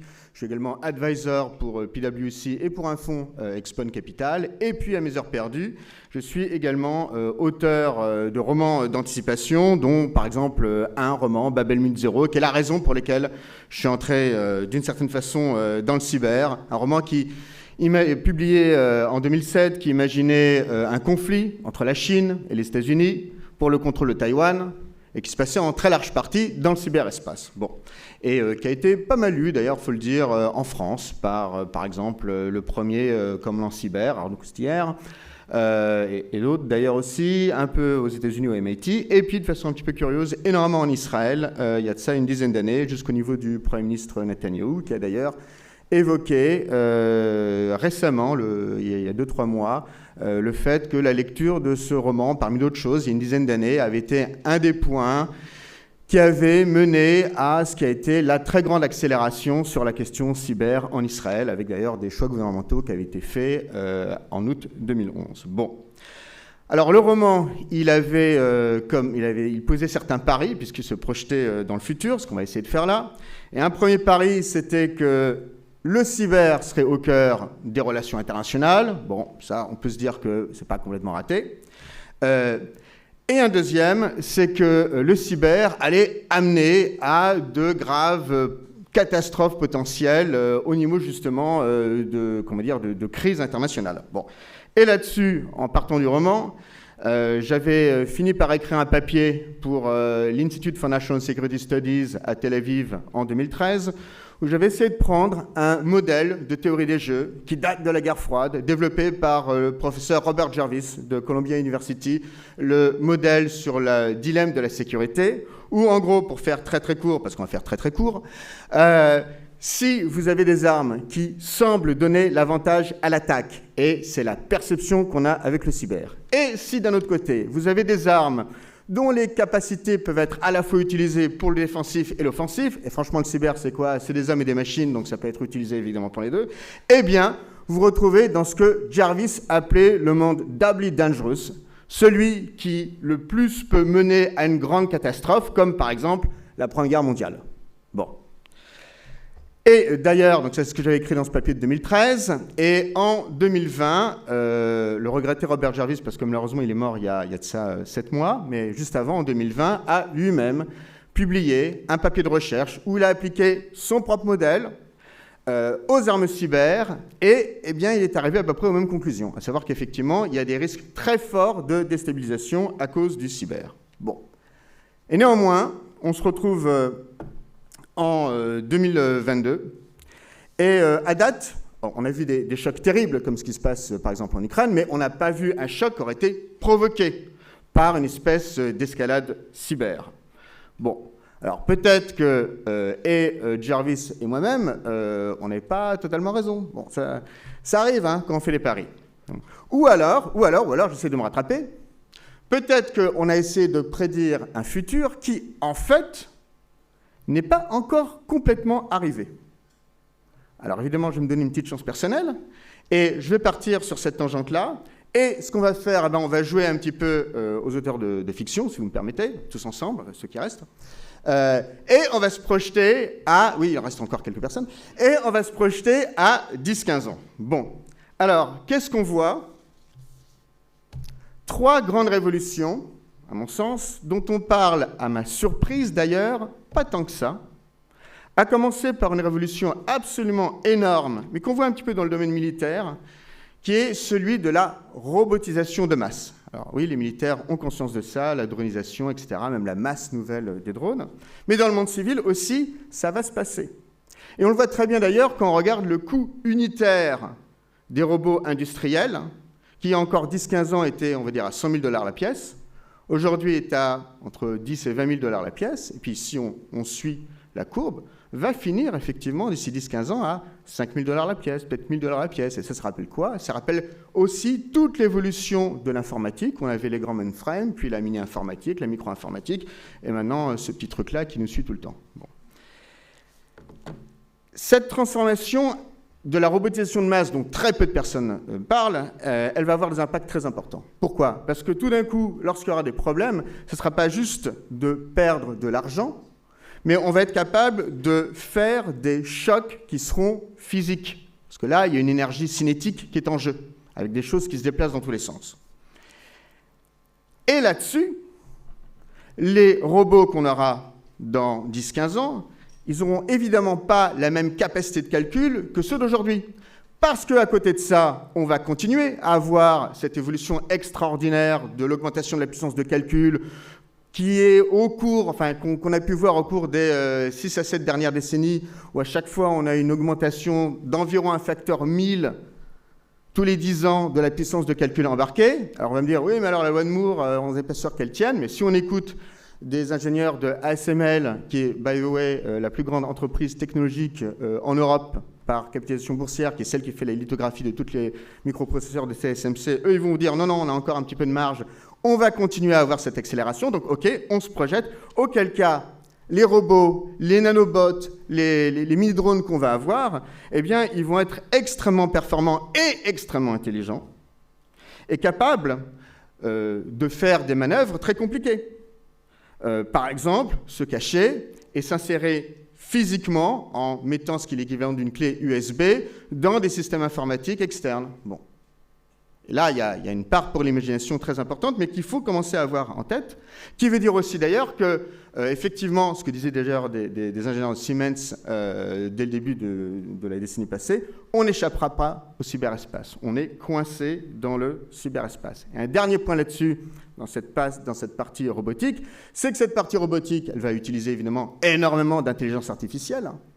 Et alors là, c'est très intéressant, lorsqu'on discute avec des spécialistes des questions d'intelligence artificielle, on se rend compte qu'il y a des questions d'adversarial machine learning, il y a des questions de modèles qui sont parfois tellement larges, avec tellement de dimensions, qu'on ne sait pas exactement quelles peuvent être les propriétés sous-jacentes, et on se dit peut-être que si on arrive à faire des petits tweaks, on peut arriver un petit peu à biaiser la machine. Donc je veux dire par là qu'il y a tout un domaine que, par exemple, j'ai entendu en Israël, qu'on appelle le cyber AI, où effectivement on va devoir réfléchir, en plus de ça, en plus de la robotique, au cerveau qui anime ces machines-là, embarquées ou distants, et qui peuvent avoir leur propre vulnérabilité très forte. Bon, ça c'est un premier bloc. Le deuxième bloc, on va s'amuser, on va rester sur l'intelligence artificielle, eh bien c'est la capacité, qu'on commence d'ailleurs déjà à avoir aujourd'hui, à fabriquer des avatars de nous-mêmes, avec tout ce qui est natural language processing, toutes les capacités de machine learning, et qui permettent, par exemple, et qui vont permettre, par exemple, eh bien, de passer très facilement le fameux test Turing, la capacité à parler à une machine en croyant que c'est un être humain. Et d'ailleurs, entre parenthèses, on voit ce qui se passe aujourd'hui, par exemple, une polémique récente avec un ingénieur de Google qui s'est lui-même pris au jeu en discutant avec un gros moteur d'intelligence artificielle développé par Google qui s'appelle LaMDA, et qui a tout d'un coup eu ce sentiment qu'il était face à une personne qui avait un propre sentiment qui est sentiente. Bon. Donc ça, c'est intéressant, pas pour ce que dit cet ingénieur, parce que c'est probablement une absurdité, les fonctions ne sont pas sentientes, mais c'est intéressant pour montrer que même des gens qui sont super diplômés se prennent au jeu de croire qu'ils sont effectivement en train de parler à des personnes. Alors imaginez ça, et ça c'est déjà dans les machines, ça existe déjà. Donc imaginez ça tout simplement distribué dans le cadre de ce qu'on appelle, par exemple, dans tout ce qui est multi-domain application, le champ cognitif, qui est un espace de combat, la capacité, évidemment, à utiliser tout ça. Et on pourra avoir demain ces formes d'avatars qui passent le test de Turing, dont des Turing avatars, c'est comme ça que je les ai appelés, et qui vont être capables de se diffuser sur les réseaux sociaux, sur les métaverses, où vous voulez, et qui vont être capables donc d'atteindre d'une façon industrialisée n'importe quelle cible sur n'importe quel cercle professionnel, amical, amoureux, et évidemment appliquer avec des modèles psychologiques qui vont être plus développés, eh bien certains effets, être capable de séduire, d'irriter, de déstabiliser, ou tout simplement de faire tout ce que font les bons espions, de recruter. Bon. Et d'ailleurs, cette manière d'attaquer pourrait être soit façon tapis de bombe sur des segments entiers de la population, comme on avait vu en 2016 aux États-Unis ce que les Russes ont essayé de faire, ou, pourquoi pas, avoir des frappes chirurgicales sur certaines personnes, dans certaines organisations clés. Ça, c'était un scénario que j'avais développé pour le SIGGRAPH l'année dernière, mais vous voyez, avec le développement technologique qu'on a, ce n'est plus vraiment de la science-fiction. Bon. Et évidemment, tout ça pourrait conduire à un effondrement fatal de la confiance dans le cyberespace et dans la société. Bon. Troisième révolution, celle de la virtualisation, si vous tenez encore le choc.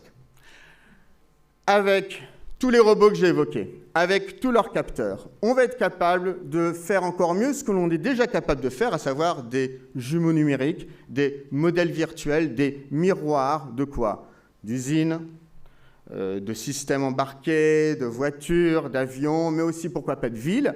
Et si on a après, grâce au développement des sciences cognitives, les modèles de comportement et les modèles sociétaux, on peut même être capable de, pourquoi pas, faire des SimCity, mais quasiment en beaucoup plus vrai. Bon. Et d'ailleurs, je l'évoque parce qu'en France, on a un champion de ça, un potentiel, à savoir Dassault Systèmes, et peut-être d'ailleurs, je l'espère, un cottage industry autour de ça, autour de ces jumeaux numériques, autour de ce monde virtualisé, autour de ces miroirs qui permettent de faire de meilleures prédictions du monde, ce qui est un des éléments clés de la raison pour laquelle on fait du numérique. Mais alors, et c'est là où j'essaie de reboucler avec mon camarade Robert Jarvis, si tout devient transparent, si on arrive à avoir des modèles synthétiques du monde qui sont beaucoup plus fidèles, alors pour les attaquants, ça va être beaucoup plus facile de trouver les vulnérabilités et de trouver les nouveaux chemins d'attaque. Et ces transformations risquent de transformer effectivement le modèle de Jarvis. Parce que jusqu'à maintenant, ce qui était vrai, c'est qu'en réalité, on fait beaucoup de choses dans le cyber, il y a beaucoup de rançongiciels, beaucoup d'attaques financières, mais faire du sabotage, c'est quand même assez dur. Il y a quelques pays qui arrivent, mais d'autres, avec beaucoup d'ambition d'ailleurs, qui n'y arrivent pas. J'ai en tête plusieurs opérations russes en Ukraine, par exemple, avant ce qu'on a vu, où, pour dire les choses, souvent ça a foiré. Mais si, et d'ailleurs en réalité, si vous avez un système d'armes pour lequel la probabilité de succès, elle n'est pas à 80-90%, pourquoi vous allez vous en inquiéter? Bon. Et je le dis d'ailleurs parce que Microsoft, dans son analyse de ce qui se passe en Ukraine au niveau cyber, dit qu'en moyenne, les attaques russes ont pu avoir une probabilité de 30% de réussite. Bon, 30% de réussite, quand vous allez voir votre décideur politico-militaire, eh ben, c'est sympa, ok, c'est un élément d'appoint. Ça ne peut pas être le fer de lance de votre conquête, le fer de lance de votre campagne militaire. Et auquel cas, ce n'est pas un système militaire dominant. Mais si demain, avec ces modèles virtuels, là vous êtes capable de dire avec beaucoup d'assurance, non, écoutez, là je serai à 80-90% de réussite, ben alors là tout d'un coup, vous avez un modèle très fidèle de votre cible. Vous aurez beaucoup plus de chances de convaincre votre décideur politico-militaire. Vous disposez d'une arme offensive désormais très performante. Et là, à nouveau, on rebascule dans le monde Doubly Dangerous, tel que décrit par Jarvis, un petit peu par moi. Alors, est-ce qu'on a terminé? Ben non, hein, pas de bol, on a encore 10 minutes. Parce que ce qui va se passer, effectivement, c'est qu'il va y avoir une réaction. Il faut aussi anticiper la dynamique des choses et des sociétés. Et moi, j'en vois au moins 3. La première, c'est celle d'un changement profond de paradigme, au niveau individuel, au niveau industriel. Au niveau individuel, si on a plein d'avatars Turing qui viennent vous parler, eh bien, on aura besoin d'éléments complémentaires d'authentification. Quand il y aura Guy Philippe qui sera au téléphone, eh ben, vous ne prendrez pas sa voix pour argent comptant. Vous aurez besoin d'un autre device à côté ou d'autres choses qui vont dire « Ah ben non, c'est bien Guy Philippe, c'est OK. On peut continuer à parler. » Au niveau industriel, comme tout d'un coup, ce que je disais, ce qui est en jeu, ce n'est plus juste perdre de l'argent, mais c'est des dommages corporels, c'est la vie de personnes humaines qui est engagée, ben là, vous pouvez être sûr qu'on va avoir une transformation en termes d'ordre de grandeur de l'investissement qu'il faudra avoir dans la cybersécurité. Alors, pas pour tout, mais dès qu'on passera à ces systèmes robotisés. Est-ce que je fais de la science-fiction là? Non, parce qu'il y a des industries qui fonctionnent, entre guillemets, déjà comme ça. Ça s'appelle, par exemple, les compagnies aériennes. Vous allez voir, les compagnies aériennes, elles investissent énormément dans la sécurité. C'est normal, parce que pour nous, êtres humains, ça paraît encore toujours bizarre d'avoir des trucs qui se baladent dans les airs. Et donc, depuis les années 50-60, il y a énormément d'investissements. D'ailleurs, ça marche, parce qu'on voit une réduction du nombre d'accidents. Et donc, ça, c'est typiquement un modèle de développement pour des pans entiers d'une industrie 4.0. Et d'ailleurs là-dessus, et je reboucle d'ailleurs sur certains éléments d'enjeu, ça veut dire aussi qu'une grande partie de ce qu'on a appelé la qualité industrielle, ou peut-être la majeure partie de ce qu'on appelait la qualité industrielle, elle va se passer dans le cyber. Et là, je voudrais juste un point d'attention. De la même façon que il y a des pays comme la Suisse et l'Allemagne qui se disent Dutch Qualitat ou Swiss Made et qui ont bâti leur image industrielle sur cette qualité industrielle où l'aléa, en fait, c'était l'aléa de la nature qui allait casser des machines et comme eux, ils construisaient bien des machines, ça se passait bien. On risque d'avoir la même chose, mais sauf que cette fois, comme les machines, elles embarquent du code, le test de la qualité, il ne se fait plus sur l'aléa de la nature. Il se fait directement sur le test qui vient de l'action malicieuse, donc sur la cybersécurité. Je le dis, les pays qui auront le plus d'avantages dans la cybersécurité auront un premium de qualité. Et je le dis parce que c'est peut-être une raison pour laquelle, en France, comme ailleurs en Europe, au lieu de faire des augmentations incrémentales, ce qui est bien, au fur et à mesure de l'évolution de la menace, peut-être qu'on pourrait aussi avoir une forme d'accélération parce qu'on comprend qu'il y a des enjeux économiques derrière qui peuvent être beaucoup plus importants. Bon. Deuxième transformation, et ça rejoint peut-être un petit peu ce que je viens de dire, deuxième transformation, c'est qu'à côté de l'espace collaboratif du Darknet, où, entre guillemets, tous les méchants, et d'ailleurs parfois aussi certains pays qui laissent faire, il y a beaucoup de coopération, il va falloir renforcer la coopération dans ce qu'on devrait appeler le BrightNet, le système d'échange entre amis, entre alliés. Pourquoi? Parce que dans cette bataille cyber, l'objectif du jeu, c'est de faire circuler l'information plus rapidement du côté des gentils plutôt que du côté des méchants. Et ça implique d'ailleurs d'avoir une ouverture internationale de ce réseau d'alliances. Ce que l'on voit par exemple dans le domaine conventionnel. Hein. On est tous sous chapeau OTAN. Et d'ailleurs, on pense même vouloir l'agrandir peut-être. Il y a une réflexion avec certains pays d'Asie, parce qu'on sait que non seulement on a un problème avec la Russie, mais on a aussi un problème avec la Chine. C'est, je serais tenté de dire, encore plus vrai dans le domaine cyber, qui est un domaine naturel d'échange, ça a été dit à un moment donné, qui est un réseau à protéger. Et pour ça, oui, bon, il va falloir améliorer le partage d'informations entre les États avec différents cercles de confiance. Et il faut être capable de s'ouvrir vraiment à l'international, parce que sinon on n'existera pas. Et puis à côté de ça, il faut être capable de travailler aussi avec, et ça a été dit d'une certaine façon, avec beaucoup de groupes privés, d'institutions privées de cybersécurité et d'entités privées et publiques. Pourquoi? Parce que les cyberconflits, ils n'ont pas lieu dans de vastes plaines où il y a des armées qui se regardent en chaîne de faïence avant de se mettre dessus. Les cyberconflits, ils ont lieu là où a lieu aujourd'hui l'activité humaine et la création de valeur. Et c'est où? C'est dans les administrations et c'est dans les entreprises. Donc ça, c'est pas de chance pour les entreprises lorsque je discute là-dessus, mais elles sont aujourd'hui tactiquement le champ de bataille du cyberconflit. Et là-dessus d'ailleurs, ça nécessitera dans ce jeu d'échange d'informations absolument vital de bien comprendre les incitations financières tout autant que les éléments de réglementation et de contrainte pour que chaque partie amène l'information et puisse la faire cycler. Bon. Et enfin, un dernier point. Alors ça, c'est un point un petit peu personnel, puisque je suis aussi auteur de fiction, un petit twist par rapport à l'environnement virtuel dont je parlais. Mais je voudrais évoquer l'un de mes maîtres, Sir Winston Churchill, qui déclarait pendant la Seconde Guerre mondiale que la vérité est si précieuse que parfois elle doit être accompagnée d'un garde-corps de mensonges. Bon. Ben ça, évidemment, ça peut s'appliquer à la cyberguerre. Et je parlais de ces mondes virtualisés synthétiques qui sont extrêmement fidèles, mais on peut aussi imaginer qu'à l'intérieur du périmètre de défense de chaque entreprise, on puisse créer des pièges, des faux documents, et même d'ailleurs des systèmes où l'assaillant, à chaque fois qu'il va essayer de taper chez le défenseur et récupérer l'information, eh bien ça pourrait se retourner contre lui. Alors, je dis ça, j'évoque des conversations que j'ai pu avoir 1 ou 2 ans avec MITRE, parce qu'il y a une prise de conscience que ça potentiellement, il y a d'autres choses, mais ça potentiellement, ça peut être justement une manière de changer le jeu, hein, game changer, voilà. Et si effectivement, pour l'assaillant, ça devient de plus en plus compliqué et même contre-productif d'aller attaquer, eh ben là, on risque d'avoir en fait un renversement de l'avantage, non pas pour l'assaillant, mais bien pour les défenseurs. Et là, je repasse dans Jervis, et dans ce cas-là, eh bien, on sera dans ce que Jervis appelait le monde doubly stable, qui est le monde, en fait, qui permettra le plus la stabilité et la paix. Voilà. Eh bien non, je n'ai pas terminé. Désolé. Pourquoi? Parce que tout ce que je viens de dire, c'est un narratif. Ok? C'est peut-être ce qui va se passer, peut-être pas. Je n'en sais rien, en fait. Hein. Et faites attention aux gens qui prennent le pupitre, qui commencent à vous asséner certaines vérités, parce que peut-être qu'ils ont complètement tort. Bon. Mais ce que je veux vous dire, et ce qui me paraît pour moi le plus important, c'est que de tout ce qui va venir, l'environnement cybernétique va continuer à évoluer d'une façon absolument considérable, d'une part.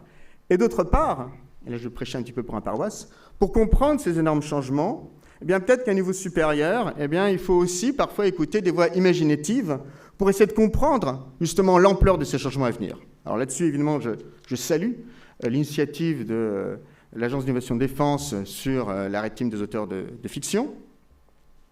Mais on peut même aller plus loin, puisque j'en discutais d'ailleurs avec un des représentants de l'Agence d'innovation de défense, et on a développé un programme là-dessus, en appliquant ce que moi j'appelle la doctrine Ratatouille. Alors, Ratatouille, ça vient du film de Pixar, qui est un excellent film qu'il faut absolument regarder, qui est magnifique. Et dans ce film, il y a le chef français, en plus Auguste Gusteau, qui dit « N'importe qui peut devenir chef », y compris d'ailleurs un petit rat, Rémi. Et ça s'applique à n'importe quelle organisation. C'est très bien d'avoir des auteurs de science-fiction comme le fait la Red Team, mais si dans votre organisation, vous avez des personnes qui sont relativement ouvertes d'esprit, relativement innovantes. Dans un cadre spécifique, vous allez peut-être obtenir des choses au moins aussi intéressantes que si vous avez pris des auteurs de fiction qui en plus coûtent très très cher. Enfin, ça, j'essaie de marquer le prix. Bon. Et donc ça, c'est par exemple des choses que j'ai pu faire et que je fais par exemple, on a évoqué d'ailleurs les questions de wargame, de serious game, donc ça c'est des choses que je fais sur des questions cyber, sur des crises stratégiques à direction de board, de direction générale, choses que j'ai fait par exemple pour un très grand compte du luxe en France, où on essaye, non pas dans une crise, parce que là il en faut d'ailleurs des jeux pour préparer les crises, mais dans quelque chose qui est plus large, qui a duré 1, 2, 3 ans, d'essayer de réfléchir à toutes les stratégies possibles d'une façon très libre, très innovante, hein, et sans tabou d'ailleurs. Ou alors, ce que j'ai pu faire avec un camarade, le général Olivier Kampf, où on a justement développé un programme pour réfléchir à innover en prenant des officiers et à se projeter à des conflits à 20, 25 ans et voir, tiens, avec air, terre, mer, cyber, cognitif, autre chose, comment on peut orchestrer tout ça. Et je peux vous promettre qu'on a des résultats intéressants. Bon. Tout ça pour finir sur quoi? Parce que je vous rassure, j'ai terminé dans 2 minutes. Tous ces ensembles d'entraînements ont très lié à ce qu'on a évoqué, à savoir les questions de résilience. Pour une raison simple. On peut parler de résilience, hein, comme sauter comme un cabri, mais il n'y a pas de résilience sans préparation et entraînement. Pourquoi? Parce que tout simplement, quand vous avez une crise, si vous avez déjà vécu la crise avant que la crise n'arrive, eh bien, vous allez réagir beaucoup plus rapidement, vous êtes meilleur pour rebondir. Et là-dessus, d'ailleurs, pour développer ce que je voudrais mettre en avant, en finale, cette part d'imagination nécessaire dans un environnement cyber qui va continuer à évoluer de façon absolument considérable. À nouveau, je finirai là-dessus, je voudrais à nouveau citer Sir Winston, qui disait dans son discours de Harrow en 1941, alors je le fais en français, « Parfois, l'imagination rend les choses bien plus éloignées qu'elles ne vont l'être réellement, mais sans imagination, on ne peut pas faire grand-chose. » Et si Churchill est une personne aujourd'hui révérée, comme l'un des très grands vainqueurs de la Seconde Guerre mondiale, et d'ailleurs qui a continué le combat, comme nous voulait aussi d'ailleurs De Gaulle, c'est parce qu'il avait une vision. Mais s'il avait une vision, et ça c'est quelque chose qui est très souvent oublié, c'était que c'était aussi un homme d'une extraordinaire imagination, y compris sur les choses militaires. Moi, à titre personnel, je suis sûr que s'il était en vie, il nous parlerait aujourd'hui de cyber. Et ça se tombe bien sur ces questions de cyberdéfense et de guerre, parce que, comme disait Sun Tzu, tout l'art de la guerre est basé sur l'art du prix. Donc effectivement, pour battre l'adversaire, il vaut mieux être plus imaginatif que lui, et ça tombe évidemment très bien sur ces questions de cyberdéfense. Et là-dessus, pour moi, il y a une leçon finale, et ça sera ma conclusion, savoir qu'effectivement, dans ce 21e siècle en train de s'écrire, pour chaque nation, peut-être que la clé ultime sur la capacité de chaque nation à défendre sa sécurité nationale résidera dans cette capacité à être parmi les premiers, voire le premier à se déplacer au bord d'un front qui est bien particulier, qui est celui des frontières de l'imagination. Et c'est comme ça peut-être qu'on pourra rétablir son influence et sa souveraineté. Merci.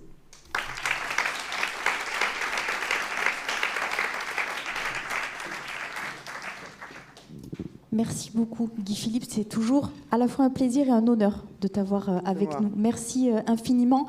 Le mot de la fin, peut-être, qui revient à celui qui nous a reçus, invités, réunis, Jean Laroumi. Je ne serai pas long. C'est déjà pour énumérer et puis remercier toutes les structures qui nous ont soutenus sur cet événement. Donc, nos partenaires qui nous aident à monter Terre de Cyber depuis plusieurs années, Naval Group, Squad, et le groupe Squad et Soprasteria qui nous ont rejoints cette année, on en est très contents. Et c'est très important pour nous parce que ce qu'on veut démontrer, c'est qu'il y a vraiment une activité cyber dans la région, il y a des postes à pourvoir, il y a une dynamique, et voilà, qu'il ne se passe pas que des choses en région parisienne, en Bretagne, mais qu'on est très dynamique au niveau de la région et notamment sur l'aire toulonnaise, mais on veut que ce soit beaucoup plus large que ça et c'est sur toute la région sud. Je vous remercie aussi le CLUSIR, la FMES, la French Tech, on en a parlé, Toulon, Provence-Méditerranée, la métropole donc, de Toulon, l'université qui nous accueille, la région sud, et puis les équipes qui ont concouru à la réussite de ce cycle de conférences, donc les équipes de SED, avec l'animation brillante de Mélanie, les équipes de TVT qui sont là depuis ce matin et qui nous ont aidés à structurer tout cet environnement, et puis bien sûr, je remercie les équipes d'Égérie qui se sont levées tôt pour faire en sorte que ce soit une réussite aussi. Voilà, et je voulais vous rappeler que cet après-midi, nous aurons la présentation en début d'après-midi du C2RC et du CERT de Naval Group pour vous expliquer un petit peu tout ce qu'on peut faire avec un CERT et la préfiguration du futur CCIRT régional qui sera vraisemblablement à Toulon. Et voilà, et là je vous invite à passer au deuxième étage pour prendre place auprès de nous pour le cocktail déjeunatoire au soleil de Toulon. Merci.